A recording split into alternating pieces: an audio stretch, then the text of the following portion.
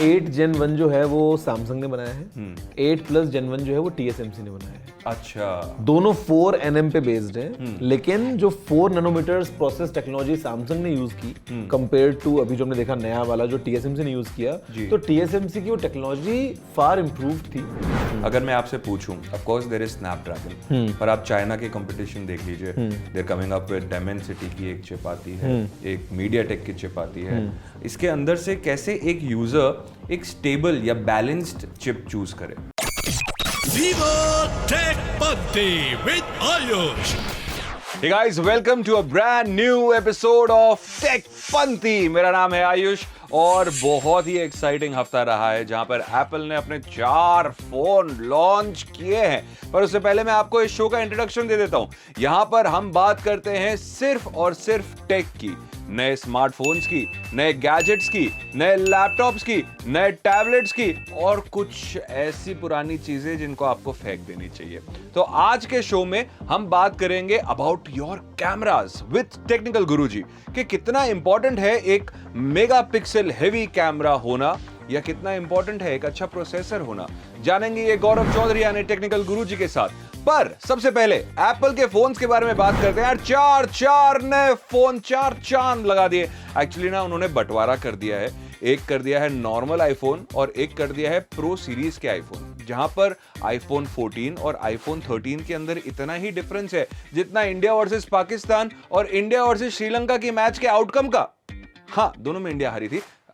Don't cry bro, कोई बात नहीं, होता है। कभी कभी हम हारते हैं और हमेशा ही हम जीतते हैं हम कंटेंट बनाकर, मीम्स बनाकर, जो आप देख रहे हैं। और हार तो लगी रहती है। वैसे एप्पल की हार नहीं होने वाली है, and specially for those people who are now willing to buy an Apple और फिर एप्पल यूनिवर्स में जाना चाहते हैं। देखो, यहीं से शुरुआत होती है। क्या होता है कि आप पहले एक आईफोन खरीदते हो, फिर आपको घड़ी की इच्छा होती है तो आप एप्पल वॉच सीरीज की एप्पल वॉच खरीदते हो। फिर आपको ऐसा लगता है अब ये आ ही गया है तो एक लैपटॉप भी ले ही लेते हैं, मतलब मैकबुक खरीद लेते हैं। और फिर उसके बाद में ये आ गया तो आईपैड भी दिला देते हैं। And that's how you enter the entire universe. पर इस बार के एप्पल लॉन्च के अंदर हमने एक चीज बहुत क्लियरली जान ली कि ये जो डिफरेंस है between the normal iPhone 14 and 14 plus and the pro series is going to be huge, क्योंकि 14 को मिला है सिर्फ A15 बायोनिक चिप जो 13 में भी है, और प्रो सीरीज को मिला है A16 का bionic chip, which is a huge difference in performance. क्योंकि आज तक जो बाकी चिप कंपनीज हैं वो बायोनिक की A13 चिप है उससे भी कंपेयर नहीं कर पा रहे। ये इन्होंने लॉन्च में ही कहा। Well, if you are an Apple fan boy और fan girl, you are definitely going to buy it. पर अगर आपका बजट थोड़ा सा टाइट है तो मैं आपको बोलता हूं this is the right time to buy the Apple 13। बस एप्पल इतना ही। अभी थोड़ा सा ब्रेक लेंगे एप्पल के ऊपर और चलते हैं TGHQ, जहां पर बात होगी हमारी टेक्निकल गुरुजी के साथ में ऑन योर फोन कैमरास, क्योंकि अब 108 मेगापिक्सल से बढ़कर 200 मेगापिक्सल के कैमरास आने शुरू हो गए हैं दोस्तों। Thank you so much for so much love to the Apple special episode. हम वापस आ गए हैं TGHQ। आप जो फीवर FM पर इतना प्यार दे रहे हैं इस शो को, thank you so much, it means a lot. और मुझे पता है कि आप देश के जिस भी कोने से देख रहे हैं, आप वहां पे टेकपंथी मचा रहे हैं और आज मचाने के लिए वापस आ चुके हैं TGHQ। हाय गौरव, लुकिंग रियली गुड। अरे मजा आने वाला है, हमने फीवर फैला दिया चारों तरफ। बिल्कुल, अभी एक छोटा सा टूर मार के आए आप अमेरिका का। How are you feeling? यार आई मीन देखो 2 साल बाद गया हूँ, बिकॉज लास्ट जो लॉन्च था फिजिकल वो आईफोन 11 का हुआ था। 12th दिन हमने वर्चुअल देखा जी। 2 साल बाद वही स्टीव जॉब्स थिएटर में बैठ के देखना अलग फील है। मतलब इफ यू लव टेक्नोलॉजी ना, तो आई थिंक वो जो मोमेंट है ना जी, you know Tim Cook walking in और पूरा वो एक अलग चीज है। एटमॉस्फेयर एकदम इलेक्ट्रीफाइंग रहता है, भयंकर। ऐसा लगता है जैसे अभी सलमान खान एंट्री लेने वाला है। सलमान से कहीं ज्यादा ऑनेस्टली पूरी दुनिया देख रही है। मजे की बात, नॉट जस्ट पूरी दुनिया देख रही है। मुझे ऐसा लगता है वहां पे उस कमरे में, उस ऑडिटोरियम में जितने लोग बैठे हैं वो सब एक सेम माइंडसेट अपने साथ कैरी करते हैं। सबके सब जो है वो टेक को एकदम ऐसे जान से ज्यादा प्यार करते हैं। और वो जब माहौल आपको मिलता है वैसा, और सामने लॉन्च अगर आप देखो आईफोन का, तो उससे बड़ा क्या हो गया। एक नया कलर इंट्रोड्यूस किया उन्होंने, पर्पल कलर और पर्पल मिक्स हो गया, कर्कल हो गया, पर्पल कलर नया launch. It's looking really nice. They put a lot of thought behind the launch? See हर बार ना मैं बोलता हूँ ये चीज फोन्स के साथ नहीं, ये चीज हर चीज के साथ नहीं होती है। फॉर एग्जांपल नई कार आती है जी, तो एक उसका ऐसा हीरो कलर होता है जो आपको दिखेगा हर तरफ, कमर्शियल्स में, बिलबोर्ड्स पे। तो मतलब गाड़ी चाहे वो 10 कलर्स में आती है, बट वो जो एक स्पेसिफिक कलर है वो बन जाता है highlight. Same thing happens with Apple, कि हर साल आपको मिलता है ओके इस बार ये मिडनाइट ग्रीन था, इस बार सियरा ब्लू था, इस बार ये था, तो कहीं ना कहीं इस बार के लिए हमारे पास पर्पल है। फैंटास्टिक। हमने पिछले एपिसोड के अंदर we touched upon a fact of 200 megapixel. और कैमरास कितने अच्छे हो रहे। सोनी ने अपना कैमरा फोन निकाला जो कह रहा है प्रो ग्रेड कैमरा है, DSLR की जरूरत नहीं है। व्हाट आर योर, आपने तो यूज किया है वो फोन यार, अगर ऐसा होता तो सोनी DSLR बनाने बंद ना कर देता। सही बात है, बिल्कुल सही बात। I mean see mobile phone cameras are getting better, sensor जो है वो बड़ा हो रहा है, ज्यादा मेगापिक्सल्स हमको देखने को मिल रहे हैं, एपर्चर जो है वो और बड़ा खुल जाता है, प्रोसेसिंग अच्छी, मतलब लेकिन स्टिल यार एक चीज जिसका काम केवल फोटो खींचना है जी, जो 2-2, 3-3, 5-5, 10-10 लाख रुपए की मिलती है बाजार में जी, कैसे आप ये बोल सकते हो कि ये 50,000 का या 1 लाख का फोन है, ये 500 काम और भी करता है और फोटो भी खींचता है और उससे बढ़िया खींच लेगा। मतलब there can't be comparison. DSLR जो है वो डेफिनेटली एक अलग लीग है। In fact even in smartphones just megapixel और नंबर इट्स नथिंग। सोनी के फोन है फॉर एग्जांपल, अब सोनी जो है वो सेंसर बना के बाकी ब्रांड्स को दे रहा है, लेकिन सोनी के खुद के फोन में जब सोनी ने वो सेंसर लगाया, आउटपुट क्या मिला? बहुत बेकार। सही बात है। क्यों? प्रोसेसिंग क्योंकि अच्छी नहीं करी सोनी ने। जहां पे गूगल पूरा AI मशीन लर्निंग के अंदर पूरा घुस चुका है, एप्पल बोलता है हमारे कंप्यूटेशनल फोटोग्राफी की इतनी कमाल हो गई है, बाकी ब्रांड्स जो हैं सब अपने अपने बहुत तरीके से वो काम कर रहे हैं। आपको वो मेगापिक्सल सेंसर से फर्क नहीं पड़ता, फर्क ये पड़ता है कि फोन के अंदर कौन सा प्रोसेसर है जो आपने इमेज कैप्चर किया उसको कैसे प्रोसेस करता है, किस तरीके से आपको फाइनल आउटपुट देता है। I think that is more important. So what do you believe time लगेगा अभी? टाइम लगेगा। See I am not saying it's impossible, हो सकता है, कभी भी हो सकता है, मतलब आने वाले 5-7 साल में क्या पता हम देख लें, बट आज अगर कोई ये क्लेम करे, it's I mean far from reality.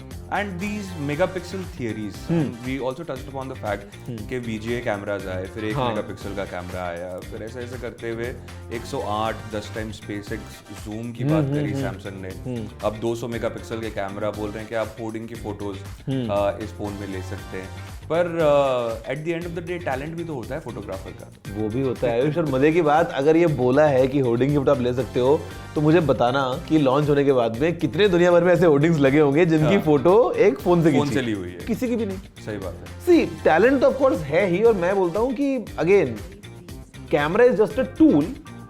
Photo आपको ऐसा करके तो नहीं खींचना है ना, क्या कंपोज कर रहे हो, लाइट कहां से आ रही है, क्या एंगल में पकड़ा है, तो वो जो दिमाग है वो भी चाहिए, प्लस दिमाग हमको फोन के अंदर भी चाहिए जी, कि आपने अगर एक बार को फोटो मान लो अगेंस्ट द लाइट है, कुछ आपने ले भी ली, but the phone should be smart enough to kind of analyse that and आपको आउटपुट एक अच्छा निकाल के दे दे। डेफिनेटली क्लैरिटी, प्रोसेसर के ऊपर चलते हैं। This is very important guys. ये जो टेक डिस्कशंस होते हैं, आप हमेशा एक नया फोन लॉन्च होता है तो आप पूछते हैं कि इसके अंदर का प्रोसेसिंग पावर कितना है। जैसे कि कंपैरिजन निकला था स्नैपड्रैगन 8 जो Gen 1 आया था, उसके बाद में 8+ Gen 1 आया, तो लोगों ने कहा कि 8+ Gen 1 इज वे बेटर, और इनके बीच में डिफरेंस TG सिर्फ 4-5 महीने का, 6 महीने का डिफरेंस था जब ये दोनों चिप्स लॉन्च हुई थी। You know the major difference, 8 Gen 1 जो है वो सैमसंग ने बनाया है, 8+ Gen 1 जो है वो TSMC ने बनाया है। अच्छा, दोनों 4 nm पे बेस्ड है, लेकिन जो 4 नैनोमीटर्स प्रोसेस टेक्नोलॉजी सैमसंग ने यूज की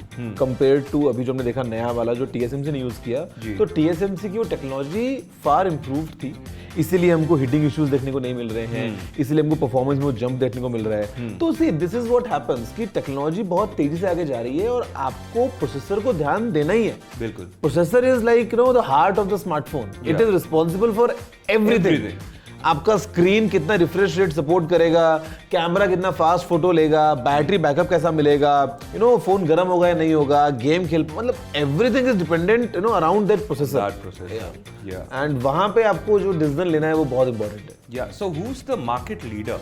अगर मैं आपसे पूछूं, of course there is Snapdragon, पर आप चाइना के कंपटीशन देख लीजिए, they are coming up with Dimensity की एक चिप आती है, एक मीडियाटेक की चिप आती है।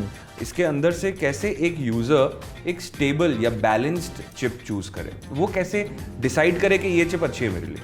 See, first you need to decide your requirements कि आपको क्या चाहिए.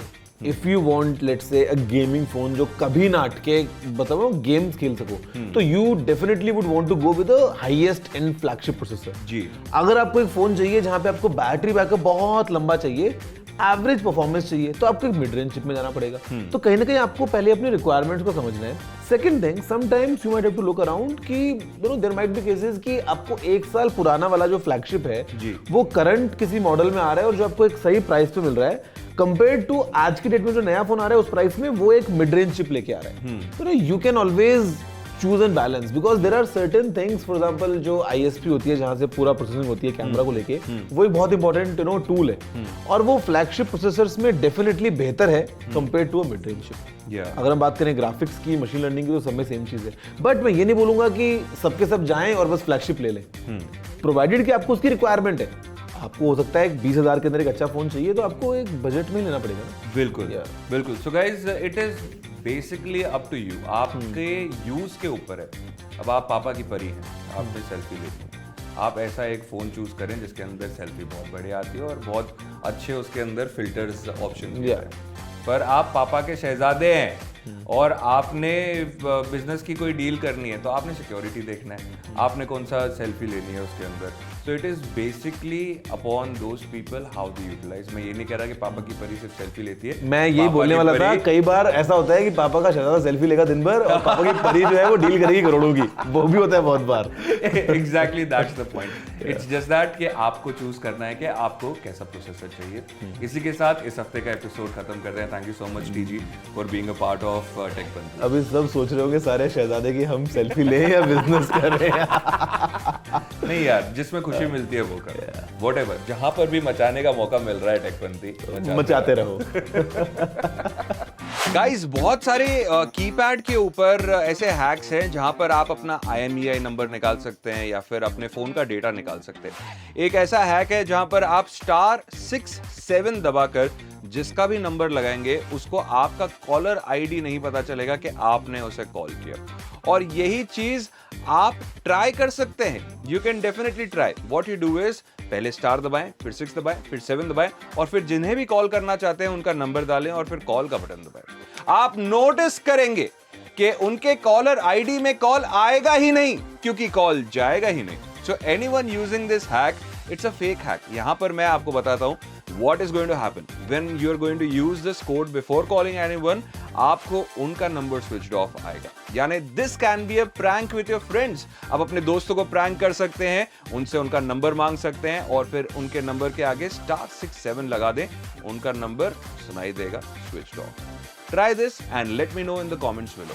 ये था इस हफ्ते का टेकपंथी. मेरी और आपकी मुलाकात होगी next Sunday. Till then take care, bye bye और टेकपंथी मचाते रहो.